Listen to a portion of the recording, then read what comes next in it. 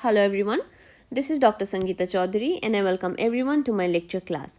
In my today's class, I am going to discuss about a very small and a very simple test which is known as 6-minute walk test. Now, why do we advise for 6-minute walk test? What is the significance of this test? From this test, first of all, we can know the functional capacity of a patient, and this test is also advised for COVID-19 patients, especially those who are suffering from mild COVID-19. From this test, we can have some idea about the extent of lung involvement in the patient. We can also have some idea about the oxygen requirement of the patient, and this test will help the patient to seek urgent medical advice. That means the patient will know when to seek urgent medical advice from this test. Now let's see how we do this test. First of all, we will ask the patient to check the baseline saturation or SpO2 with a pulse oximeter. Now, how to check SpO2 with the pulse oximeter, that I have already discussed in one of my lecture class. I will give the link in the discussion below. You can please go and see to the link.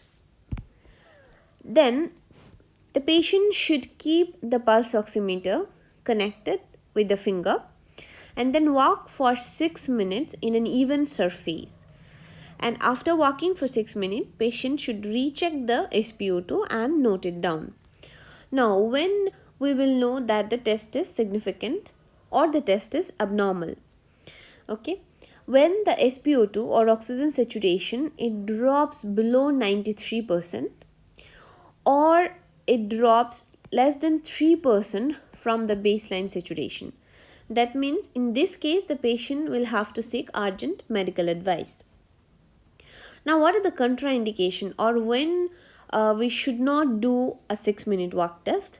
Okay, these are the few following important contraindication: acute myocardial infarction, arrhythmias, unstable angina, acute myocarditis or pericarditis, severe aortic stenosis, heart failure or acute pulmonary embolism.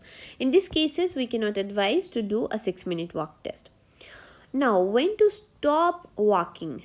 We can say the patient that the patient should stop walking as soon as the patient experiences chest pain or intolerable dyspnea, palpitation or leg cramps. Okay, so if the patient develops these things while walking, then patient can immediately stop doing the test. Okay, so these are the few important points about 6-minute walk test which I wanted to discuss. I hope this discussion helps.